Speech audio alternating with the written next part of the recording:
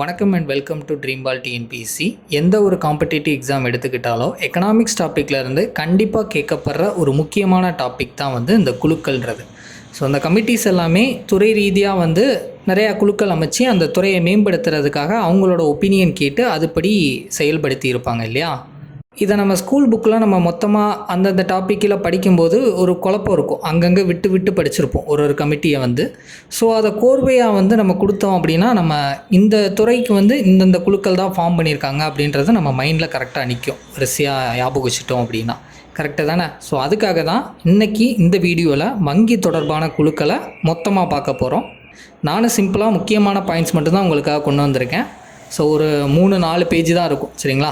இதை ஃபுல்லாக இந்த வீடியோவில் கிளியர் பண்ணி கொடுத்துறேன். வங்கித்துறை தொடர்பான கமிட்டியில் ரொம்ப முக்கியமானது நரசிம்மன் குழு. இவரை இந்திய வங்கித்துறையின் தந்தையினே சொல்லுவாங்க, எம் நரசிம்மன் அவர்களை. இவர் தலைமையில் 2 முறை குழு கமிட்டி ஃபார்ம் பண்ணியிருப்பாங்க. ஒன்று 1991, இன்னொன்று 1998. இந்த 1991 நரசிம்மன் குழு ஃபஸ்ட்டு ஃபார்ம் பண்ணது பார்த்திங்கன்னா நிதிமுறை சீர்திருத்தங்களுக்காக ஃபார்ம் பண்ணியிருப்பாங்க. 1991 இந்தியாவில் ரொம்ப பெரிய பொருளாதார நெருக்கடி வந்துச்சு. அப்போ இவங்க ஒரு முக்கியமான பரிந்துரைகள் ஒரு 3 பாயிண்ட் சொல்லியிருப்பாங்க. அது என்னென்ன அப்படின்னா, ஃபஸ்ட்டு சிஆர்ஆர் அண்ட் எஸ்எல்ஆர் அளவை குறைக்கணும் அப்படின்றது. வங்கிகள் ரிசர்வ் வங்கிகிட்ட வைக்க வேண்டிய ரொக்க இருப்பு விகிதம் தான் இந்த சிஆர்ஆர். எஸ்எல்ஆர்ன்றது நீர்மை விகிதம். இது என்ன அப்படின்னா, வங்கிகள் வெளியே கடன் கொடுக்குறாங்கன்னா அதுக்கு ஈக்குவலான அமௌண்ட்டு இவங்க பத்திரமாவோ தங்கமாவோ அவங்க சேமித்து வச்சுருக்கணும் வங்கியில். ஸோ அதுதான் எஸ்ஆர்ஆர், ஸ்டாச்சுட்டரி லிக்விடிட்டி ரேஷியோ தானே. ஓகே, இதெல்லாமே குறைக்கணும் அப்படின்னு சொன்னாங்க. அப்போ தான் வங்கிகள்கிட்ட அதிகமாக பணம் இருக்கும், இதை பொதுமக்களுக்கு கடன் கொடுக்க முடியும் அப்படின்றது ஃபஸ்ட்டு. ரெண்டாவது 4 அடுக்கு வங்கி அமைப்பு அமைக்க சொன்னாங்க, 4 tier பேங்கிங் ஸ்ட்ரக்சர். இது என்னென்னா, நேஷ்னல் பேங்க்லேருந்து கீழே கிராமப்புற வங்கிகள் வரைக்கும் ஒரு 4 பிரிவாக வகைப்படுத்தலாம் அப்படின்றத கொண்டு வந்தாங்க. அடுத்ததாக சொத்து தர வகைப்பாடு. அதாவது வங்கிகள் கொடுத்த கடனில் எதெல்லாம் வாராக்கடன் அப்படின்றத பார்க்கணும், கண்டுபிடிக்கணும் அப்படின்றதுக்காக தான் இந்த முறை கொண்டு வந்தாங்க. ஸோ இந்த 3 ரொம்ப இம்பார்ட்டன்ட். ஸோ நரசிம்மன் கமிட்டியில் ஃபஸ்ட்டு குழு அமைக்கும்போது இந்த நிதி பொருளாதார நெருக்கடின்றனால நிதியை பெருக்கிறதுக்காக இதெல்லாம் பரிந்துரை பண்ணாங்க. அடுத்ததாக செகண்ட் நரசிம்மன் குழு 1998 அமைச்சிருப்பாங்க. ஃபஸ்ட்டு குழு அமைச்சு ஒரு 7 வருஷம் கழிச்சு. ஸோ அப்போ பொருளாதார நெருக்கடி கிடையாது. அப்போ என்னென்னா, நெக்ஸ்ட்டு லெவலுக்கு போகணும் அப்படின்னா வங்கித்துறைகளை சீர்திருத்தம் பண்ணணும் அப்படின்றதுக்காக அமைச்சது. ஃபஸ்ட்டு ஆப்ஷன் இவங்க பரிந்துரைச்சது வங்கிகளை ஒன்றிணைக்கணும் அப்படின்னு. சின்ன சின்ன வங்கிகளாக இல்லாமல் எல்லாத்தையும் பெரிய வங்கிகளாக ஒன்றிணைச்சி மாற்றணும் அப்படின்றதுக்காக. இப்போ நடக்கிற வங்கி இணைப்பெல்லாம் இருக்கு இல்லையா, ரீசெண்டாக கூட இணைச்சாங்களே, கனரா பேங்க், சிண்டிகேட் பேங்க் இணைச்சது. இந்த மாதிரியான வங்கி இணைச்சி விடுறது தான் இவங்க பரிந்துரை பண்ணாங்க. ரெண்டாவது கேபிட்டல் அக்யூடசி ரேஷியோ. வங்கிகள் நஷ்டமடையாமல் இருக்கணும் அப்படின்னா போதுமான மூலதனத்தை அவங்க கையில் வச்சுருக்கணும் அப்படின்றத சொன்னாங்க. மூணாவது கணினிமயமாக்கல். பேங்கிங் செக்டரில் கம்ப்யூட்டரை ஸ்பீடாக கொண்டு வாங்கப்பா அப்படின்னு டிஜிட்டல் முறைக்கு ஒரு அடித்தளம் போட்டதும் இவங்க தான். ஸோ நரசிம்மன் குழுவோட செகண்டு குழு பரிந்துரை பண்ணது இது தான், சரிங்களா. அடுத்ததாக பார்க்க போகிறது நாசிகேத் மோர் குழு 2013 ஃபார்ம் பண்ணாங்க. இதோட மெயின் நோக்கமே என்னென்னா, ஃபினான்ஷியல் இன்க்ளூஷன் தான். அதாவது கடைக்கோடியில் இருக்கிற ஏழை எளிய மக்களுக்கும் வங்கி சேவை போய் சேரணும் அப்படின்றது. இவங்களோட பரிந்துரைப்படி தான் இன்றைக்கி நம்ம பார்க்குற நிதி வங்கிகள், அதாவது ஸ்மால் ஃபைனான்ஸ் பேங்க்ஸ்ன்னு சொல்லி நிறையா நீங்கள் இப்போ பார்க்கலாம், நிறையா அங்கங்கே ஓப்பன் பண்ணிட்டாங்க. அது போக பரிவர்த்தனை வங்கிகள், பேமெண்ட் பேங்க்ஸ் எல்லாமே உருவானது இவங்களால தான். எக்ஸாம்பிளுக்கு இந்த ஏர்டெல் பேமெண்ட் பேங்க்கு, பேடிஎம் பேங்க்லாம் வந்துச்சு இல்லையா. ஸோ இதெல்லாம் இவங்களோட பரிந்துரை தான். நாசிகேத் மோர் குழு 2013. அடுத்ததாக பிஜே நாயக் குழு 2014. இவங்க என்ன பண்ணாங்கன்னா, பொதுத்துறை வங்கிகளோட நிர்வாகத்தை சீரமைக்கணும் அப்படின்னு கொண்டு வந்தாங்க.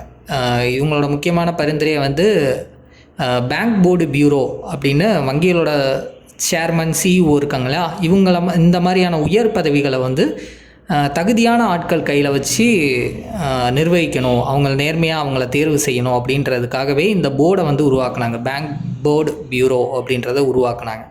ஸோ இந்த 2 கமிட்டியுமே, நாசிகேத் மோர் குழுவாக இருக்கட்டும், பிஜே நாயக் குழுவாக இருக்கட்டும், இவங்க 2 பேருமே வங்கிகளை சீர்திருத்தம் பண்ணுறதுக்கான அமைக்கப்பட்ட குழுன்னே சொல்லலாம். ஓகே, இப்போ நம்ம பார்க்க போகிறது ரொம்ப இம்பார்ட்டன்ட். ரிசர்வ் வங்கி தொடர்பான ஒரு 2 குழு பார்க்கலாம். ஒன்று ஊர்ஜித் பட்டேல் குழு 2014. பணவீக்கம், அதாவது இன்ஃப்ளேஷன் விலைவாசி உயர்வை வந்து எப்படி கட்டுப்படுத்தணும் அப்படின்றத ஆராயிறதுக்காக ஆர்பிஐயோட முன்னாள் ஆளுநர் இவர் தான் உர்ஜித் பட்டேல், அவர் தலைமையில் தான் இந்த குழு அமைச்சாங்க. இவங்க வந்து என்ன பண்ணாங்க அப்படின்னா மானிட்டரி பாலிசி கமிட்டி MPC அப்படின்ற பணவியல் கொள்கை குழு அமைக்க வந்து பரிந்துரைச்சாங்க. இன்றைக்கு வரைக்கும் ரெப்போ ரேட் ஏற்றுறது இறக்குறது எல்லாமே இந்த 6 பேர் கொண்ட குழு தான் முடிவு பண்ணுறாங்க. ஸோ இந்த குழு ரொம்ப ரொம்ப இம்பார்ட்டன்ட், உர்ஜித் பட்டேல் குழு. சரிங்களா. ரெண்டாவதாக வந்து பீமல் ஜலான் குழு 2018 ஆர்பிஐ கிட்ட வந்து நிறைய உபரி நிதி இருக்கும், சர்ப்ளஸ் ஃபண்ட்ஸ் இருக்கும். அதை வந்து மத்திய அரசுக்கு எப்படி பிரித்து கொடுக்கலாம் அப்படின்றத ஆராயிறதுக்காகவே இந்த குழு அமைக்கப்பட்டுச்சு. அது மட்டும் இல்லாமல் புதுசாக யாராச்சும் பேமெண்ட் பேங்க் ஆரம்பிக்கிறாங்க அப்படின்னா லைசன்ஸ் கேட்டாங்கன்னா அவங்களோட விண்ணப்பங்களை வந்து ஆய்வு செய்கிறதும் இந்த பீமன் ஜலால் குழு தான். ஸோ ஆர்பிஐயோட முக்கியமான குழுக்கள் இந்த ரெண்டும். அடுத்ததாக பார்க்குறது கொய்போரியா குழு 1990. நம்ம பேங்க்குக்கு போனால் சில சமயம் அலக்களிப்பாங்க இல்லையா, அதை சரி செய்கிறதுக்காக 1990 போடப்பட்ட குழு தான் இந்த கொய்போரியா குழு. இதோட வேலை என்னென்னா வாடிக்கையாளர் சேவையை வந்து மேம்படுத்தணும், பேங்க் வேலை நேரத்தை வந்து முறைப்படுத்தணும், கஸ்டமரோட குறைகளெல்லாம் உடனே தீர்த்து வைக்கணும் அப்படின்றது தான் இதோட முக்கியமான பரிந்துரை. ஸோ கஸ்டமர் சர்வீஸ் அப்படின்னாலே கொய்போரியா குழு தான் ஞாபகத்துக்கு வரணும். அடுத்ததாக ரகுராம் ராஜன் குழு 2007 அமைச்சிருப்பாங்க. நிதித்துறை சீர்திருத்தங்களுக்காக கொண்டு வரப்பட்டது தான் இது. இவங்களும் ஒரு சில அறிக்கை வந்து சமைச்சிருப்பாங்க. அந்த அறிக்கையோட பேர் தான் ரொம்ப முக்கியம். 100 சிறிய படிகள், 100 ஸ்மால் ஸ்டெப்ஸ் அப்படின்னு அனைவரையும் உள்ளடக்கிய ஒரு நிதி வளர்ச்சியை தான் இது நோக்கமாக வச்சு இந்த அறிக்கையை வந்து சமர்ச்சிருப்பாங்க. ஸோ இந்த நேம் இருக்குது அப்படின்றதுனால தான் இந்த குழுவோட நான் மென்ஷன் பண்ணியிருக்கேன், ரகுராம் ராஜன் குழு. அடுத்ததாக நம்ம பார்க்க போகிறது கிராமப்புற வங்கிகள் தொடர்பான குழுக்கள் கமிட்டி தான். சராபியா குழு 1972. இது வந்து கிராமப்புறங்களில் இருக்கிற கூட்டுறவு வங்கிகள், கோஆப்ரேட்டிவ் பேங்க்ஸ் வந்து எப்படி ஒழுங்குபடுத்துறது, அவங்கள மேம்படுத்துறது அப்படின்றதுக்காக ஆராயிறதுக்காக இந்த குழு வந்து ஃபஸ்ட்டு ஸ்டார்ட் பண்ணாங்க. ஸ்டார்டிங் இது தான். பட் அதுக்கப்புறமா சிவராமன் குழு அமைச்சாங்க 1979. இது ரொம்ப ரொம்ப இம்பார்ட்டண்ட்டானது. சிவராமன் குழுவோட பரிந்துரையில் பேர் தான் விவசாயிகளுக்கான தலைவி வங்கி அப்படின்னு சொல்லப்படுற நபார்டு வங்கியை வந்து 1982 ஜூலை 12 அன்னைக்கு தொடங்கினாங்க. NABARD, national bank for agriculture and rural development bank. So இது ரொம்ப ரொம்ப முக்கியம். ஸோ நோட் பண்ணிக்கோங்க. நபார்டு வங்கி யாரோட பரிந்துரை மூலமாக தொடங்கினாங்க அப்படின்னா சிவராமன் குழு. இது ஆல்ரெடி கொஸ்டினில் கேட்டிருக்காங்க, செக் பண்ணி பாருங்கள்.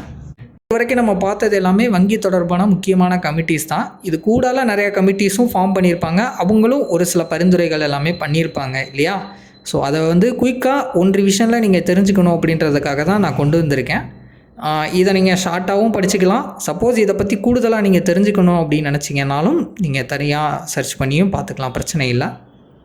இதெல்லாமே ஓரலாக நான் ஒரு வார்த்தை ரீட் பண்ணிடுறேன், சரிங்களா.